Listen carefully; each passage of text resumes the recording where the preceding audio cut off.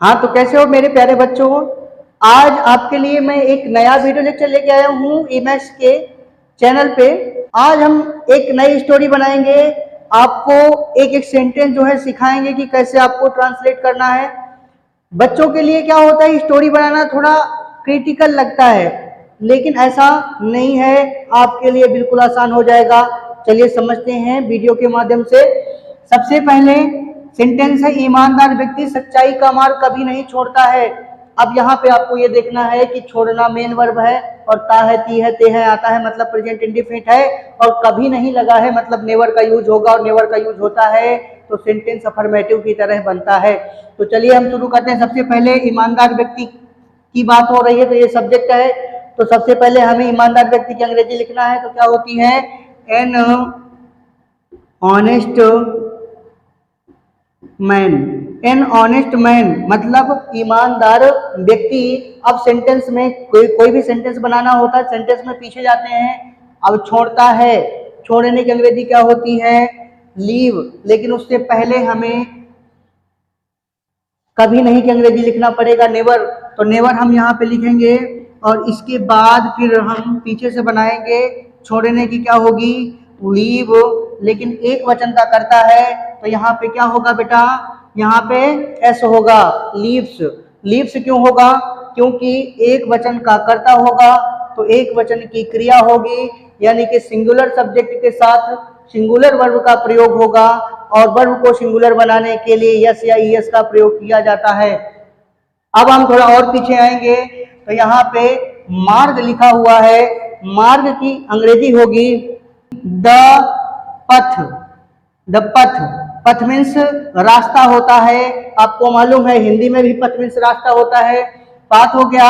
अब थोड़ा और पीछे आएंगे, तो यहाँ पे लिखा हुआ है का, और आपको पता है कि का की अंग्रेजी क्या बनती है, ऑफ।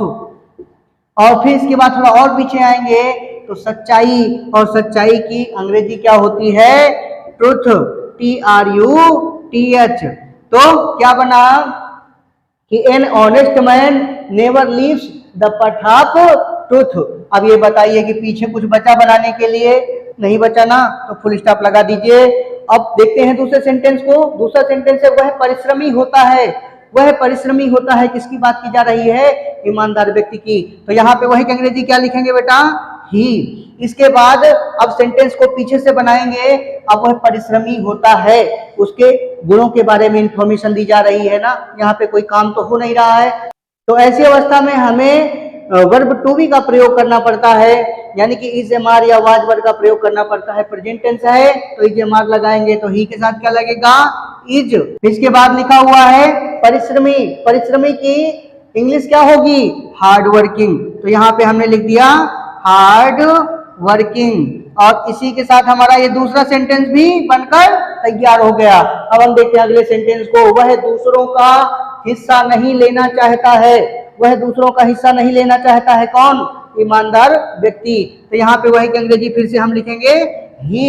फिर इसके बाद दूसरों का हिस्सा नहीं लेना चाहता है, कौन सा टेंस है, प्रेजेंट इंडिफिनिट, और प्रेजेंट इंडिफिनिट में भी निगेटिव। तो सब्जेक्ट के बाद क्या लगता है, डू नॉट या डज नॉट, और ही एक वचन का करता है, तो यहाँ पे क्या लगेगा बेटा, डज नॉट।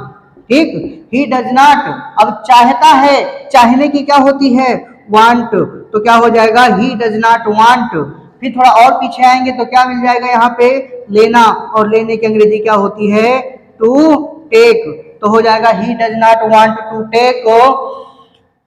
अब यहाँ पे क्या लिखा हुआ है, हिस्सा। हिस्सा की अंग्रेजी क्या होगी, द शेयर। शेयर मीन्स हिस्सा होता है बेटा, तो क्या बनेगा, he does not want to take the share. Share. अब थोड़ा और पीछे आएंगे तो क्या मिलता है, का, और का की अंग्रेजी आपको मालूम है क्या बनेगी, ऑफ। अब थोड़ा और पीछे आएंगे तो यहाँ पे क्या लिखा हुआ है, दूसरों। तो दूसरों की क्या होगी, अदर्स। अब यहाँ पे अदर्स जैसे ही हमने लिख दिया, तो सेंटेंस हमारा अगला भी बनकर तैयार हो गया। अब यहाँ पर हमें अगला सेंटेंस क्या है, वह सादा जीवन उच्च विचार पसंद करता है। यहाँ पे भी देखिए पसंद करता है, मुख्य क्रिया है ना पसंद करना, और ता है, ती है, ते है लास्ट में आता है। तो कौन सा टेंस बना, प्रेजेंट इंडिफिनिट। तो सबसे पहले वही की अंग्रेजी बनाएंगे, क्या होती है, ही। फिर इसके बाद सबसे पीछे जाएंगे, पसंद करता है, पॉजिटिव है ना, अफर्मेटिव सेंटेंस है, तो ही के बाद क्या होगा, पसंद करने की अंग्रेजी क्या होती है, लाइक।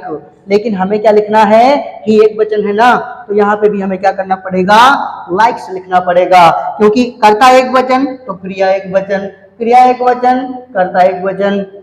समझ रहे हैं, सिंगुलर सब्जेक्ट के साथ सिंगुलर वर्ब का प्रयोग करते हैं। अब थोड़ा और पीछे आएंगे जब हम, तो यहाँ पे सादा जीवन उच्च विचार, और इसके लिए एक सॉलिड मीनिंग होती है सादा जीवन उच्च विचार की, simple living and high thinking. क्या होती है बेटा, simple living and high thinking. High और थिंकिंग, तो क्या हो गया बेटा, simple living and high thinking. और इसी के साथ हमारी स्टोरी का ट्रांसलेशन कंप्लीट हो चुका। चलिए मिलते हैं अगले वीडियो में, तब तक के लिए बाय, जय श्री राम।